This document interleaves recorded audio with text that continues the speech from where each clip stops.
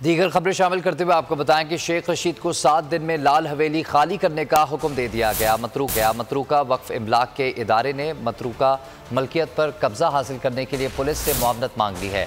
Notice के मुताबिक शेख रशीद अहमद को 7 दिन में लाल हवेली खाली करने के अहकाम दे दिए गए हैं। सिक्योरिटी के लिए डिप्टी एडमिनिस्ट्रेटर ने डिप्टी कमिश्नर को भी खत लिख दिया है। सबसे बड़ी कवरेज, सबसे बड़े पैनलिस्ट, जब तक ये रेजीम चेंज रिवर्स नहीं होगा लोग इसी पैटर्न पे चलते रहेंगे।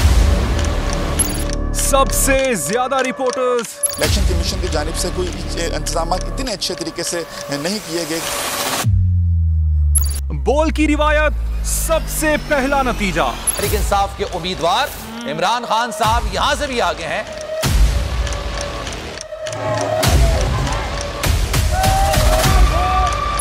लम्हा बा लम्हा इलेक्शन की खबर सिर्फ बोल पर।